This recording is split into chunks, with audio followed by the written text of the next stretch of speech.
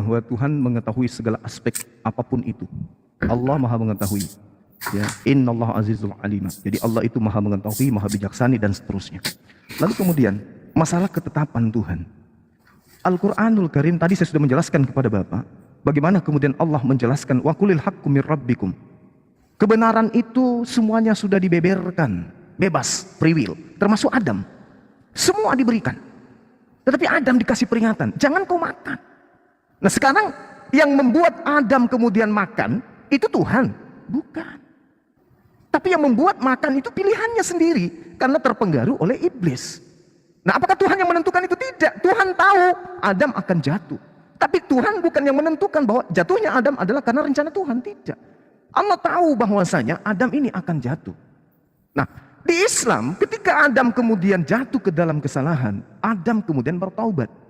Fatalaqqa Adamu mir rabbihi kalimatin fataba alaih innahu huwat tawwabur rahim. Adam jatuh ke dalam kesalahan. Tuhan marah kepada dirinya.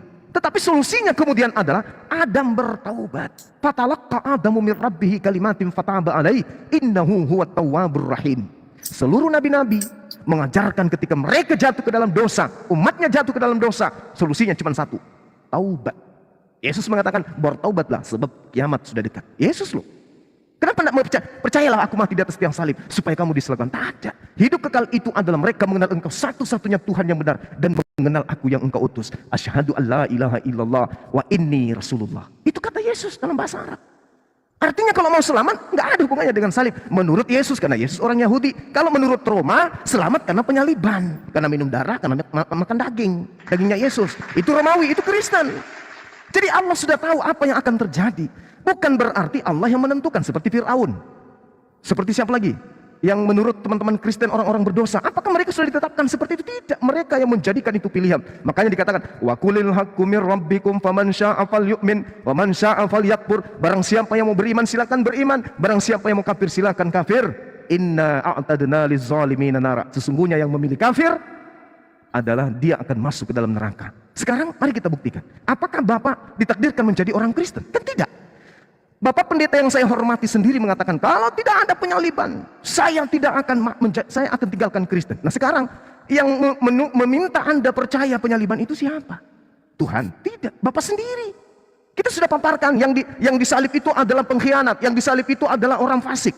Tapi Anda yang memilih, maka Allah mengatakan fal yakfur, silakan kafir. Kalau Anda memilih itu silakan. Dikasih pilihan. Orang-orang yang mendengarkan dialog kita ini dan mengerti apa yang saya jelaskan, mereka akan segera berbondong-bondong meninggalkan penyembahan terhadap atau meninggalkan agama mereka atau agama Kristen. Siapa yang menentukan itu? Ya mereka sendiri. Wa qulil haqqu mir rabbikum faman syaa'a falyakfur wa man syaa'a falyu'min wa man syaa'a falyakfur. Siapa yang mau beriman silakan, yang mau kafir silakan. Sudah dibeberkan kebenaran itu. Fasik, pengkhianat menggantikan orang yang jujur. Nah, sekarang mari kita lihat ketika Bapak membawa data Mazmur 49 tadi. Itu bukan seperti itu kaidahnya Pak. Mohon maaf ini, bukan seperti itu kaidahnya. Kita lihat di dalam Yehezkiel 18. Ini saya bacakan Pak ya, Yehezkiel 18. Yehezkiel 18 ketika kita berbicara mengenai Yehezkiel 18, di sini sangat jelas tidak bisa kemudian ada penebusan dosa di atas tiang salib.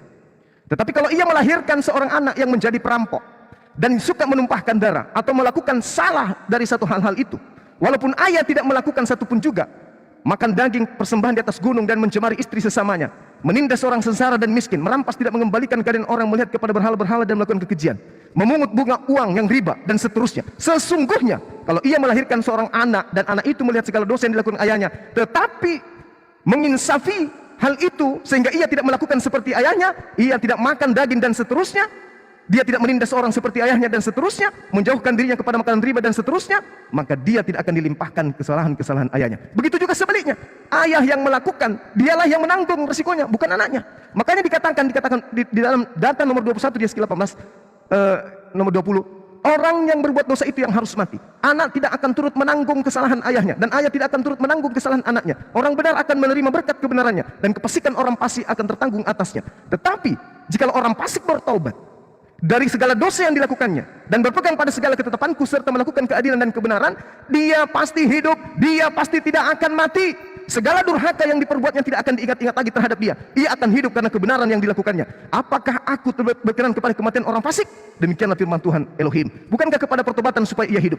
Jikalau seorang yang benar berbalik dari kebenarannya dan melakukan kecurangan, seperti segala kekejian dilakukan orang-orang fasik, apakah ia hidup? Segala kebenaran yang dilakukan tidak akan diingat lagi. Dia harus mati karena ia berubah setia dan karena ia melakukan dosa. Tetapi kamu berkata, tidakkah Tuhan tidak tepat? Dengarkan dulu, hai kaum Israel. Apakah tindakanku yang tidak tepat? Kalau tindakanmu itu kau merasa tidak tepat.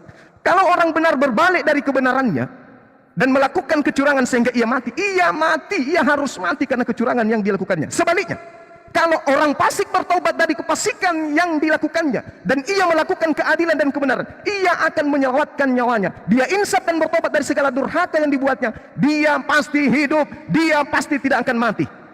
Ini firman Tuhan, Yehezkiel 18. Kenapa saya katakan ini firman Tuhan menurut kaidah orang Yahudi? Karena di data nomor 1 yang mengatakan, maka datanglah firman Tuhan kepadaku. Sedangkan penyaliban di Kristen tidak ada. Tuhan berfirman kepada Lukas, Tuhan berfirman kepada Yesus, kepada Yohanes, Tuhan berfirman kepada Paulus. Tak ada itu. Tapi itu yang Anda jadikan sebagai acuan iman, bahwa tidak ada Kristen kalau tidak ada penyaliban. Ingat, tidak ada hubungannya tragedi penyaliban dengan Kristen. Nanti ada hubungannya ketika orang-orang Farisi, kaum bidat, orang-orang mahkamah agama dan seterusnya menjadikan kemudian salib ini sebagai jualan kepada non-Yahudi. Terakhir dari saya, Pak. Ketika Bapak mengatakan, kalau tidak ada penyaliban, kenapa? Maka tidak ada Kristen. Kalau tidak ada penyaliban, penebusan dosa di atas tiang salib, maka tidak ada Kristen. Kristen menjadi banyak, sudah 2000 tahun dikarenakan ini. Pak, pesan Yesus di dalam Matius 24 nomor 11. Nabi-nabi palsu, pengajar-pengajar palsu akan muncul di tengah-tengah Bani Israel dan menyesatkan banyak orang. Silakan. Sebentar Pak Budi sekalian